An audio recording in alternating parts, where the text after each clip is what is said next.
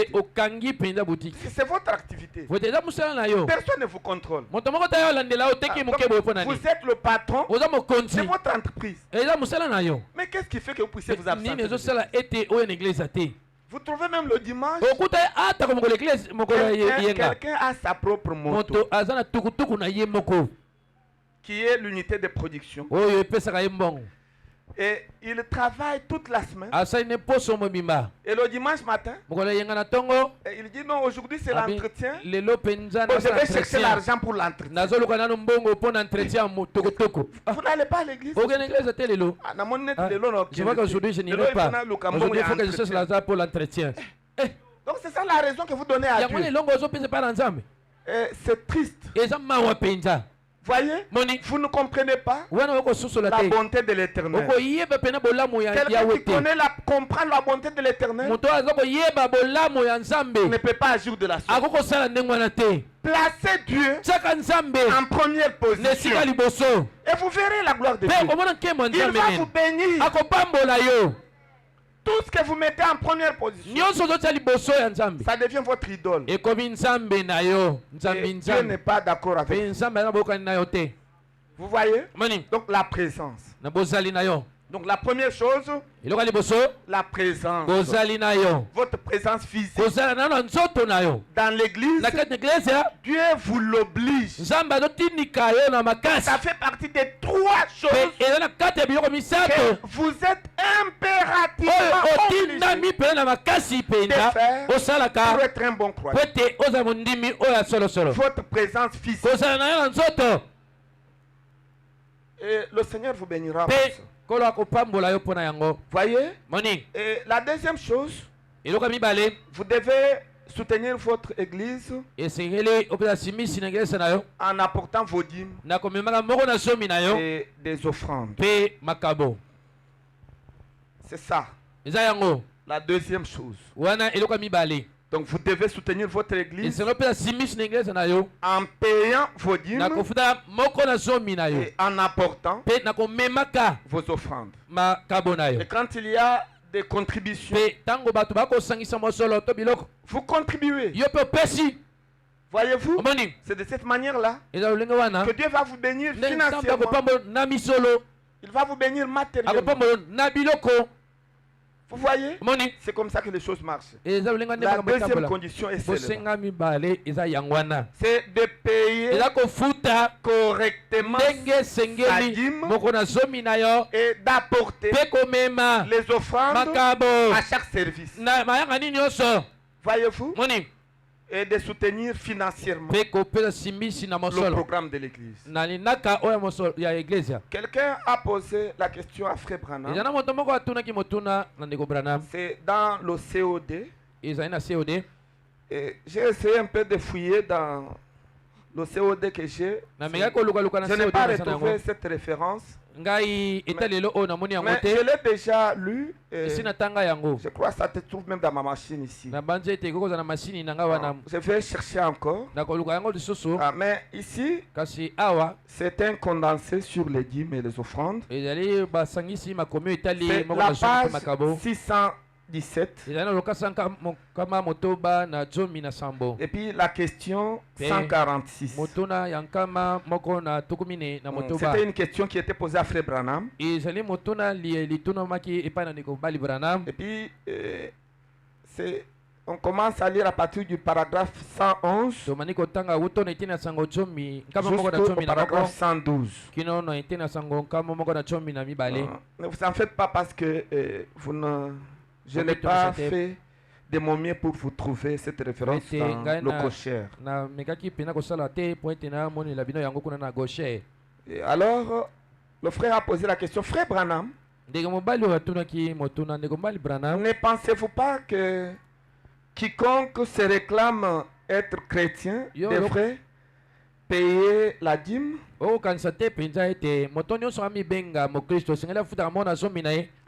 Payer leur dîme dans la maison du trésor.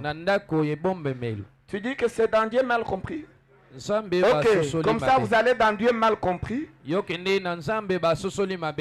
mal compris, vous allez à la question 146. Et puis c'est ça. Payer leur dîme dans la maison du trésor du Seigneur. Et il a dit, veuillez citer l'écriture à cette question. Et maintenant le prophète répond, et très bien, cela est exact. La Bible dit bien dans Malachie au chapitre 4, il voulait dire le chapitre 3. Vous savez qu'il y a des gens dont les têtes ne fonctionnent pas dans ce message. Et puis qui disent, le prophète a commis beaucoup d'erreurs. Branham est comme nous. Et puis il a commis beaucoup d'erreurs. Et puis quelles sont les erreurs? Ces gens-là prennent des choses comme ça. Quand frère Branham dit, dans Malachie 4, en réalité la pensée de Branham, c'était Malachie 3. Mais en parlant, il dit Malachie 4. On appelle ça le lapsus. Les juristes comprennent mieux ça. Le lapsus. Ça existe. Donc si quelqu'un parle, ne considérez pas ce qu'il dit, mais considérez ce qu'il a voulu dire. Parce qu'il peut dire quelque chose, mais pourtant dans sa pensée, il voulait dire autre. Et on appelle ça des lapsus. Et les lapsus, ça ne sont pas des erreurs qu'il faut attribuer au prophète pour faire de lui quelqu'un semblable à vous. Écoute, Branham n'est pas votre ami. Et il ne sera jamais votre ami. Écoutez, Branham n'est pas notre ami. Parmi vous ici, qui a déjà été en enfer?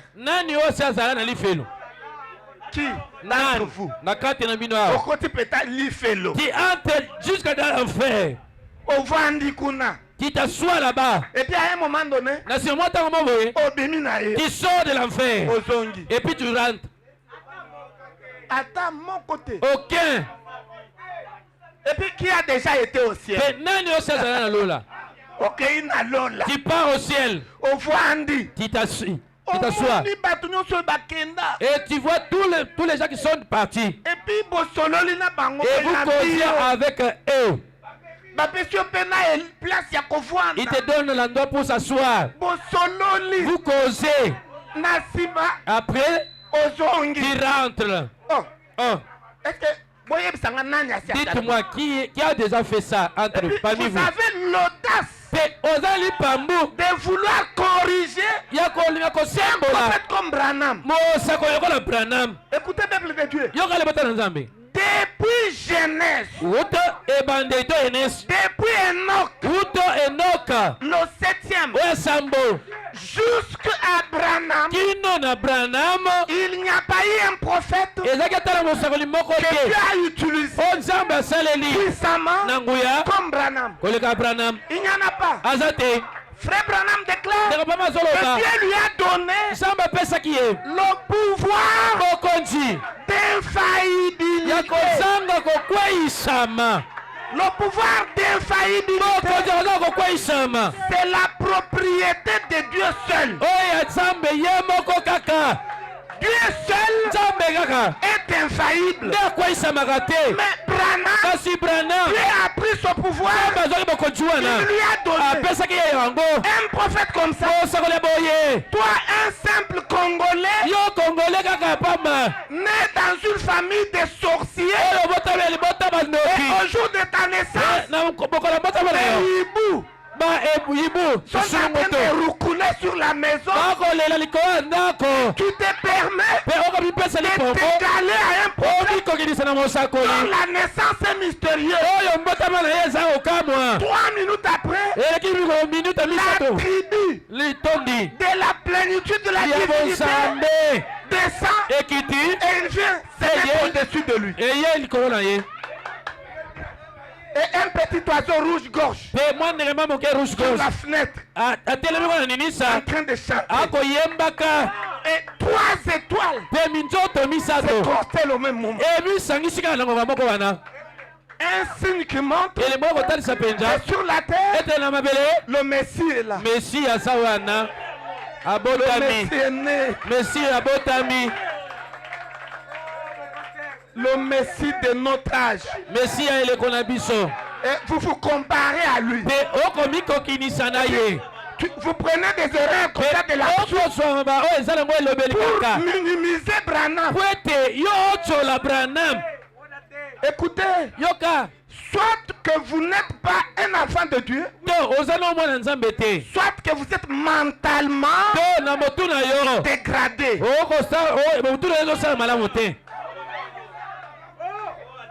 Faites attention avec Frère Branham. Voyez? Maintenant, vous remarquez qu'il a dit Malachie 4. Mais en réalité, c'est Malachie 3. Donc c'est un lapsus. Vous avez compris ça, frère? Vous rencontrerez des gens comme ça. Malachie 4. Il a dit Malachie 4. Mais il dit, lisons Malachie 4. Il dit, là-bas on dit autre chose. Vous voyez? Donc c'est ça, faites attention à des gens comme ça. Maintenant il dit, un homme trompe-t-il Dieu? Et si vous dites, en quoi t'avons-nous trompé? Le prophète, la Bible dit, dans les dîmes et les offrandes. Écoutez, apportez à ma maison du trésor toutes vos dîmes et offrandes, et mettez-moi à l'épreuve, dit l'Éternel, et vous verrez si je n'ouvre pas les écluses de cieux et ne répand pas sur vous la bénédiction en abondance jusqu'à ce qu'il n'y ait plus assez de place.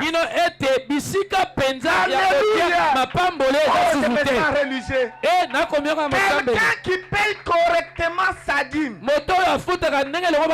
qui soutient son église maison, financièrement, matériellement, tôt ou tard, Dieu le bénira et il n'y aura pas de place où mettre les bénédictions. Écoutez mes chers amis, faites ça. Si Dieu ne vous bénit pas aujourd'hui, il vous bénira dans une semaine. S'il ne vous bénit pas dans une semaine, il vous bénira dans un mois. S'il ne vous bénit pas dans un mois, il vous bénira dans une année. S'il ne vous bénit pas dans une année, il vous bénira dans 5 ans. Mais ce qui est vrai, est que tôt ou tard, le Seigneur vous bénira. Alléluia. Il n'y aura pas de place où mettre les bénédictions de Dieu. La parole de Dieu est immuable. C'est la vérité qui finit toujours par s'accomplir. Je me sens très bien.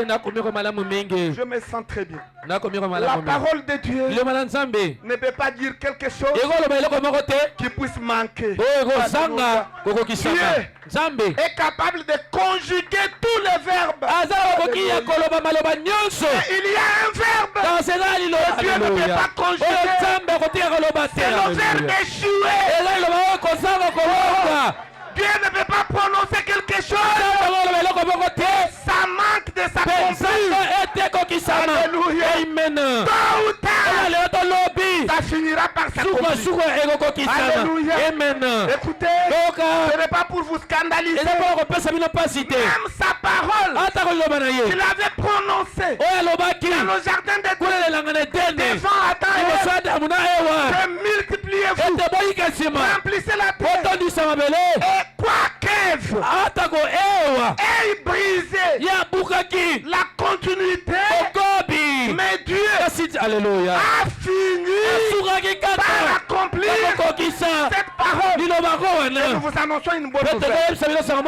Branham dit que cette parole-là ne s'était pas accomplie en Éden.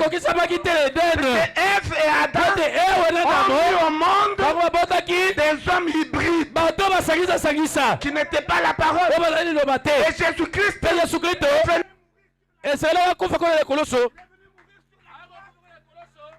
le prix, pour payer le prix, afin de corriger l'erreur. Et quand il a fini de corriger l'erreur, il est allé intercéder sur le trône de son Père. Alléluia. Les 7 âges de l'église, c'est la période d'intercession. Il a pris son sang, il l'a subdivisé en 7 trous. Il a envoyé Paul, il a Martin Colomba, Luther Wesley, et il a envoyé Branham avec la dernière goutte de sang. Et l'intercession a pris fin. Et le Père lui a dit, j'ai fait ta prière, quitte mon trône. Maintenant va sur ton propre trône. Le trône d'intercession a pris fin. Il y a la fumée. Oh, mais où est l'intercesseur? L'intercesseur n'est plus sur le trône du Père, mais l'intercesseur, dans Apocalypse 10, il est descendu sur la montagne du soleil couchant. Alléluia. Les 7 esprits au complet, l'entièreté de l'esprit de Dieu, la parole entière est descendue sur la montagne du soleil couchant. Et un homme était sur la terre. Au moment de cette venue, c'est le papa de Billy Paul. Il était sur la montagne et il était projeté dans la constellation. L'esprit de Dieu avait faussé. Et les 7 esprits sont engouffrés majestueusement dans cet homme. Et Branham dit, qu'est-ce que c'est que ça? C'est la parole vivifiante qui nous est venue pour faire quoi? C'est qu'Ève n'a pas pu faire. Ici Branham l'a fait. Aujourd'hui, nous sommes le produit de la multiplication par la parole. Oh, je me sens religieux. Je crois ça de tout cœur. Je crois de tout cœur que ce matin, vous et moi, nous sommes les produits de la multiplication par la parole. Puisque la puissance vivifiante, la parole de Dieu, nous est venue. Elle est entrée ici. Et quand nous croyons la même parole, alléluia, je me sens religieux. Alléluia, je me sens très fier. Que je suis un fils de Dieu. Et vous êtes des fils et des filles de Dieu. Et vous acclamez pour le Seigneur Jésus. Il est tout simplement merveilleux. Il est le Dieu d'amour, plein de bonté. Oh, je me sens religieux. Oh, je me sens très bien. Oh là là, j'ai envie de prêcher. Mais pour prendre ce pas ça, c'est tout simplement pour vous dire que la parole de Dieu n'était pas faillie. Comme elle était sortie en Éden, elle doit s'accomplir. Et elle s'est accomplie quand les choses sont ouvertes. C'est pourquoi Frère Branham a prêché le message intitulé La parole parlée et la sémence originelle. Écoutez, la parole parlée, c'est celle-ci. La parole parlée et la sémence originelle qui ne s'était pas multipliée avec Ève et Adam péché. Mais cette parole s'est multipliée avec Branham. C'est pourquoi Frère Branham a fait une déclaration. En prêchant ce message-là. La parole parlait. Et la semence originelle. Dans sa deuxième partie, il dit, nous avons été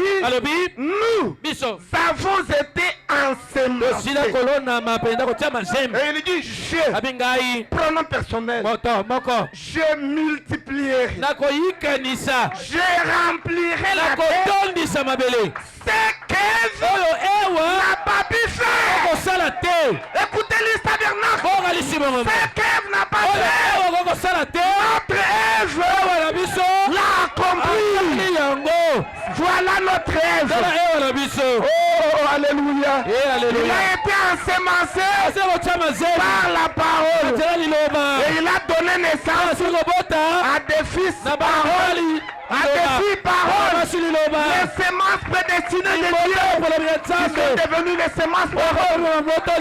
Écoutez, il n'y a plus de condamnation pour vous. Parce que vous êtes en Christ. La parole est en vous. Elle est en moi. Il n'y a plus de condamnation. Je vous proclamer pour ce Dieu qui est puissant merveilleux. Je me sens religieux. Oh, je me sens très bien. Oh, je me sens très bien. Oh là là. Oh là là. Oh là là. Oh là là. Seigneur, pourquoi tu as fait descendre ça? Alléluia. Certainement que ça va aider quelqu'un qui à cause du fait que vous avez cru à ça. Recevez les bénédictions au nom de Jésus. Quelqu'un qui est entré ici stérile. Recevez les enfants au nom de Jésus. Quelqu'un qui est entré ici malade. Soyez guéri au nom du Seigneur. Quelqu'un qui a besoin de l'argent et de bénédictions matérielles. Recevez ces choses au nom de Jésus-Christ. Ceux qui ont besoin du baptême du Saint-Esprit. Recevez le baptême du Saint-Esprit. Au nom du Seigneur Jésus. Tout ce dont vous avez besoin. Recevez ça. Et même la vie éternelle. Recevez-la. Elle est transmise d'un cœur vers notre cœur. Oh, je crois ça. Que Dieu vous bénisse. Que Dieu vous bénisse. Que Dieu vous bénisse. Que Dieu vous bénisse. Tout simplement merveilleux. Il est tout simplement merveilleux. Oh, merci Seigneur Jésus. Oh là là. Oh là là. Merci. Matondi. Il nous a dévié de notre sujet. Et c'est pour vous montrer combien la dîme est nécessaire. Maintenant au paragraphe 112. Maintenant le prophète dit quelque chose concernant la dîme. Il dit, voilà un défi. Papa Marcel, vous êtes en train de déranger. Papa Marcel, donc bien vous l'appelez dehors, vous le... Tout ce que vous parlez là, ça circule partout ici. Donc c'est ça, voilà un défi pour n'importe quel individu. Et si seulement j'avais le temps et que je ne prenne pas ce petit passage biblique que je désire aborder d'ici 10 minutes, j'aimerais vous donner mon témoignage là-dessus. Voyez, le prophète donne son témoignage là-dessus sur le paiement des dîmes. Voyez-vous, et vous dire que même lorsque j'étais affamé et que ma mère et les miens étaient affamés et que mon père était malade, malgré ça Papa malade. Papa Zobela. Mes enfants. Moi-même. Tout le monde affamé. Malgré ça, j'ai prélevé d'abord mes dîmes pour les donner à Dieu.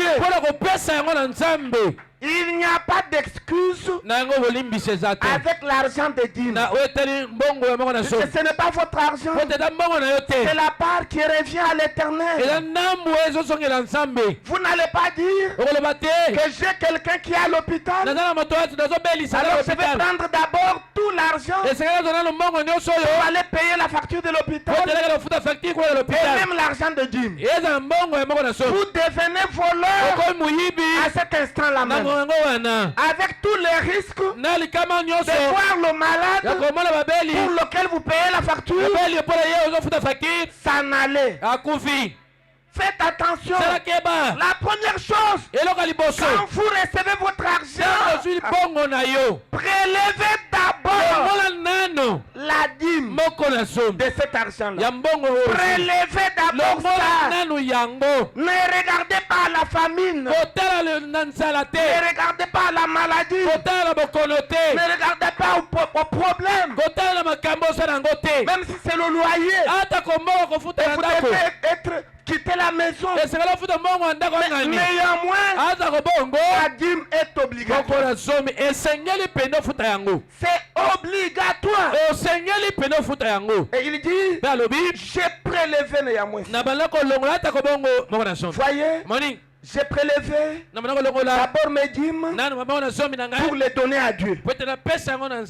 Et vous auriez dû voir ce qui s'est passé.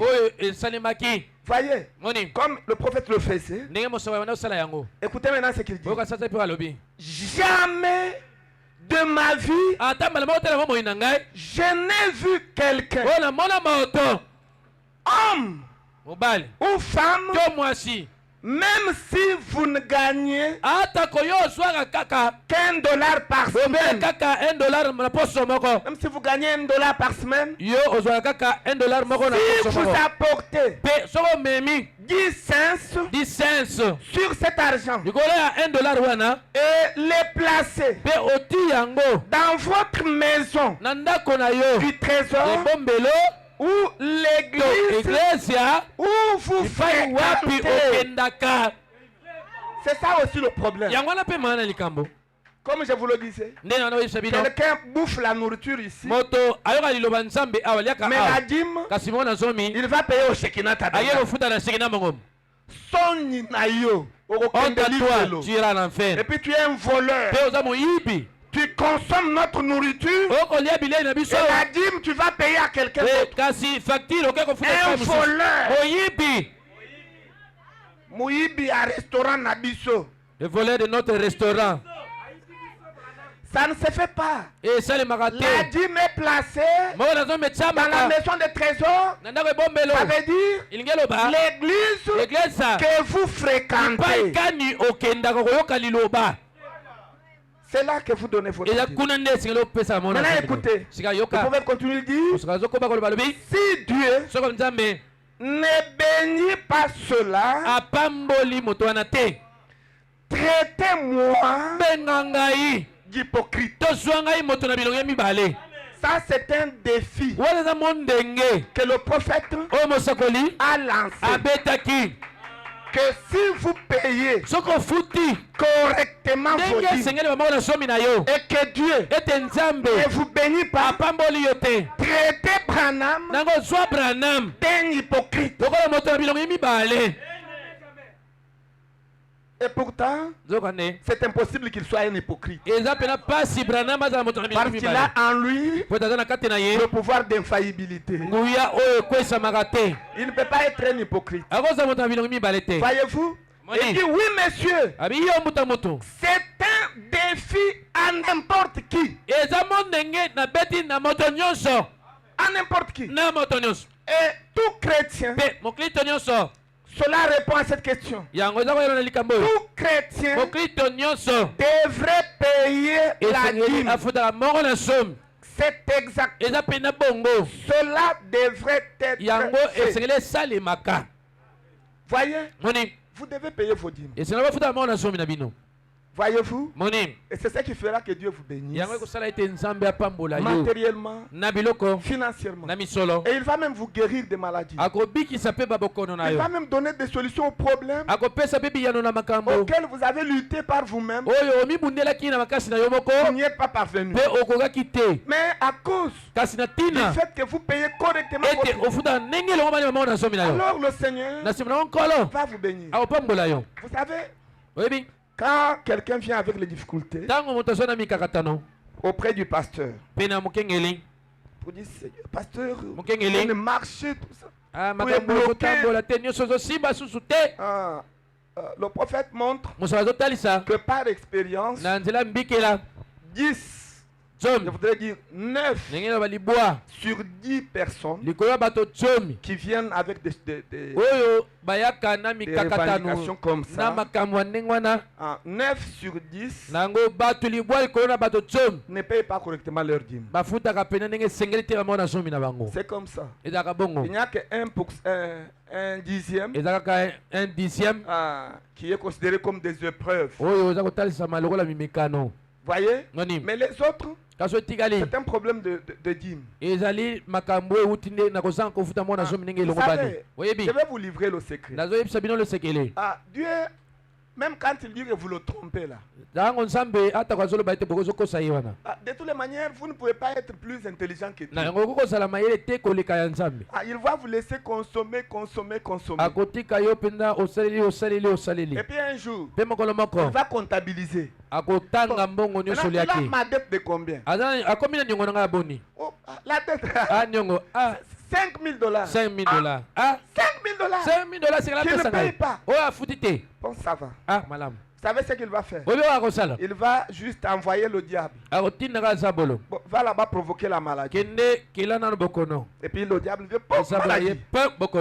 On va dans le centre le plus proche. Non, ça ce n'est pas notre cas. Non, allez à Moamba.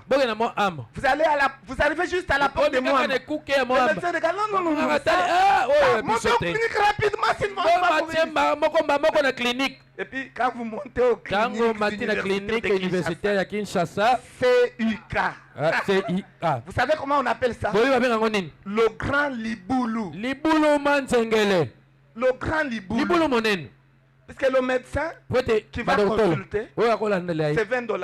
Et fiche, la journée, c'est 15. Et la nuit, c'est 30. Et si vous êtes malchanceux, vous payez 50 000 pour la fiche. C'est ça, grand Liboulou. Quand vous arrivez là-bas, payez d'abord 300 $. Non,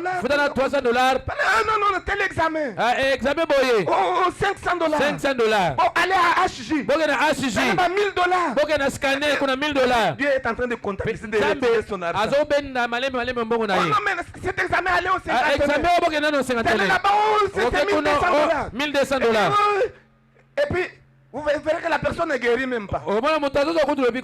Quand Dieu totalise 5 000 $, je ne sais pas s'il demande à ses anges. C'est 5 000. Ok, ça va. Bon. Ok.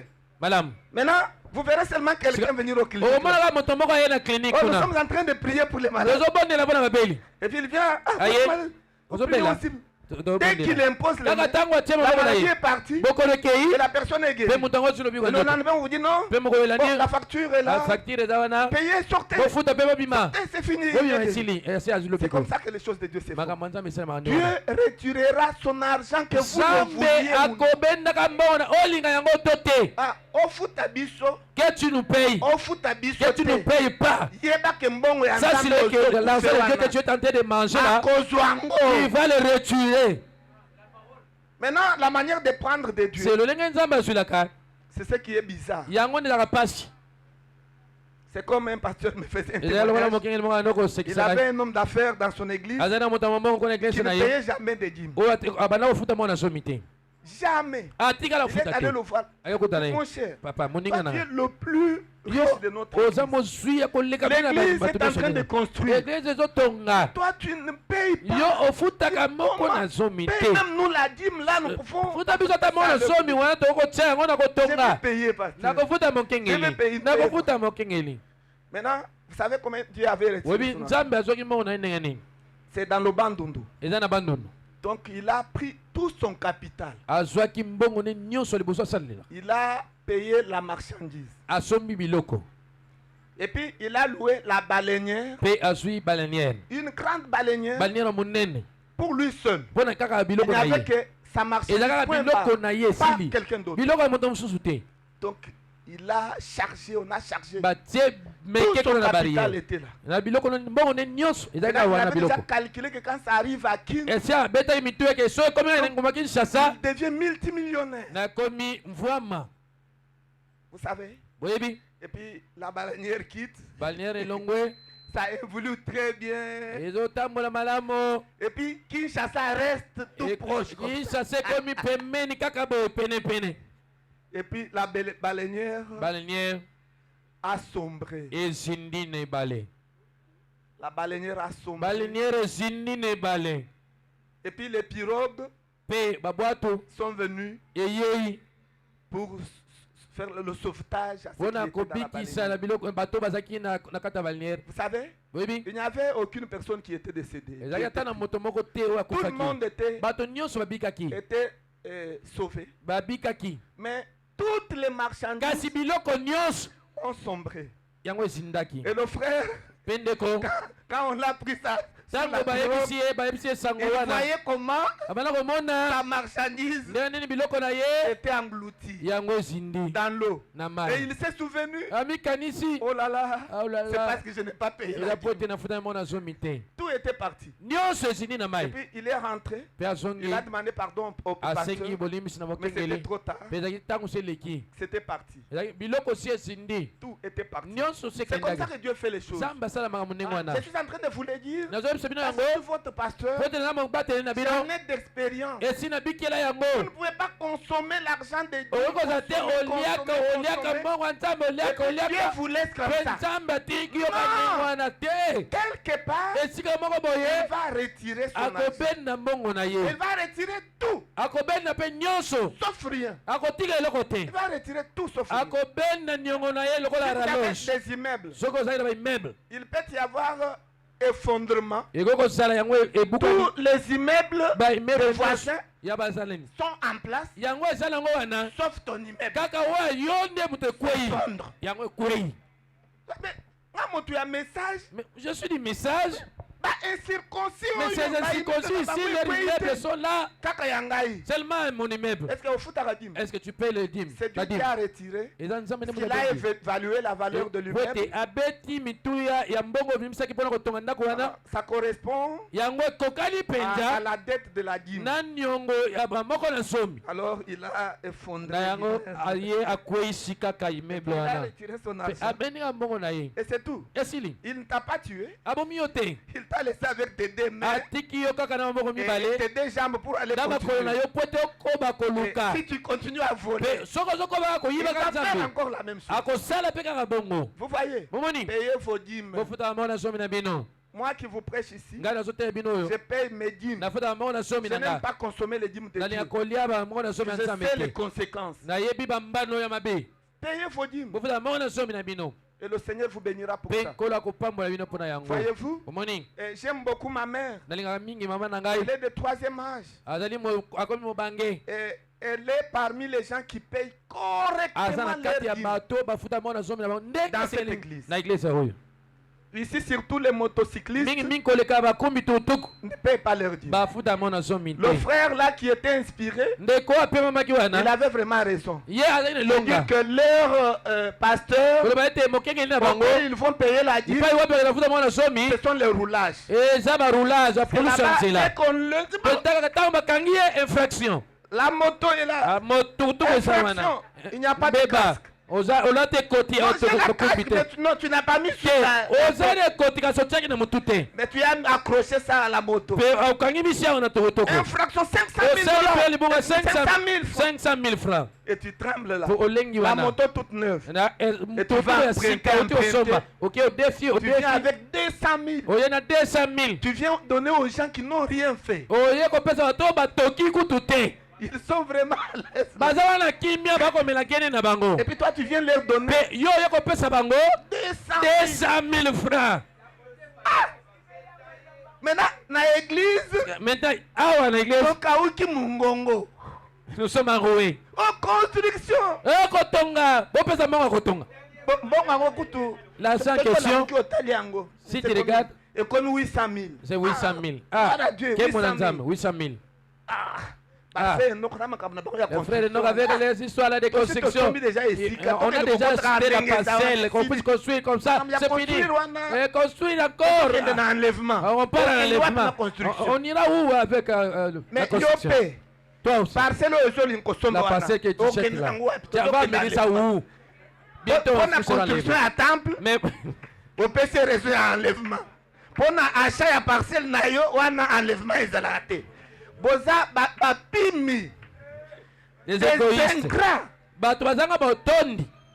Écoutez, payez vos dîmes correctement et le Seigneur vous bénira. Et quand vous ne payez pas, soyez rassurés. J'ai ma main sur la Bible. Et la photo de l'ange est derrière moi. Dieu retirera son argent que vous le vouliez ou pas. Et vous me direz, ce pasteur-là, c'est un sorcier. Je ne suis pas sorcier, mais je suis un prophète. Puisque tout prédicateur du Nouveau Testament prophétise. Voyez, payez vos dîmes ou bien acceptez la sentence de Dieu. Parce qu'il le fera. Voyez. Et c'est un constant malheureux vraiment. Mais pour ceux qui payent correctement leur dîme, que Dieu vous bénisse. Il y a des frères et sœurs qui payent très correctement leur dîme. Et votre dîme, je vous rassure, que ça fait uniquement le travail de Dieu. Ça fait uniquement le travail de Dieu. Et Dieu vous bénira. Comme je vous l'ai dit, s'il ne vous bénit pas ce matin, il vous bénira dans les jours qui viennent.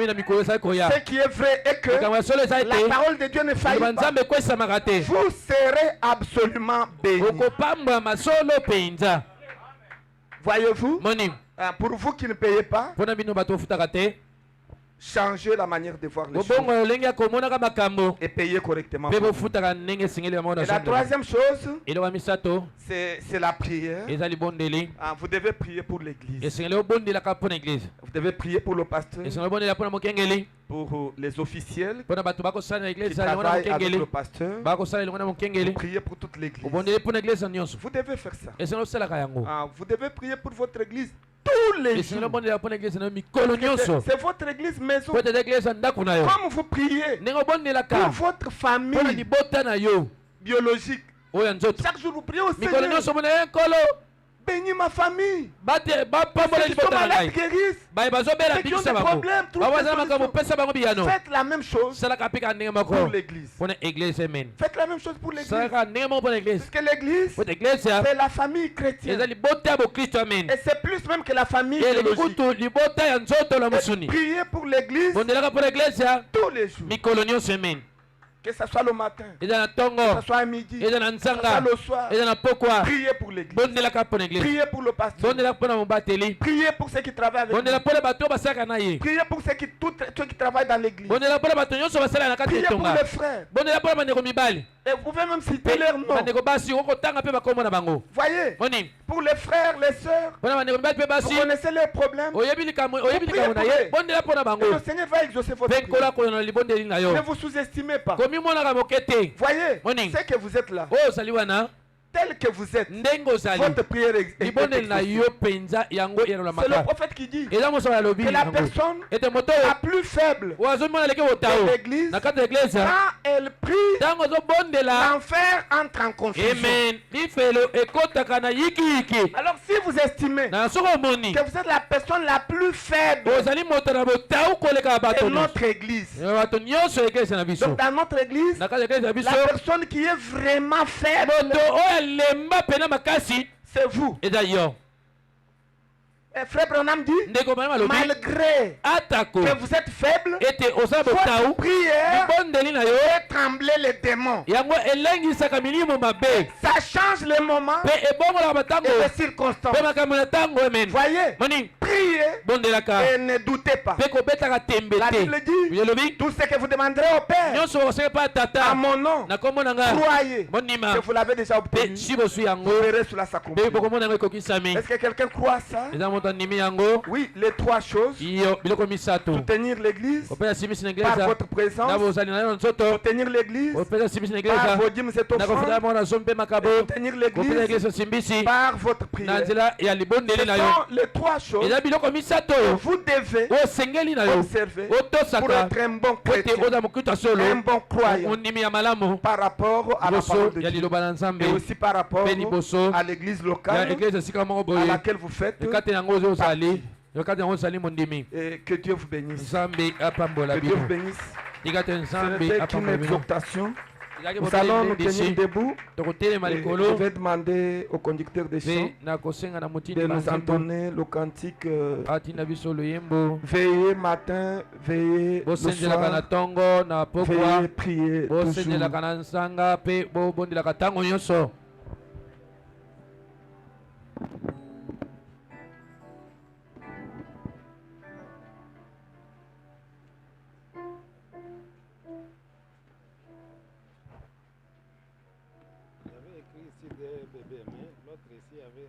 Déjà écrit les remerciements, c'est le deuxième.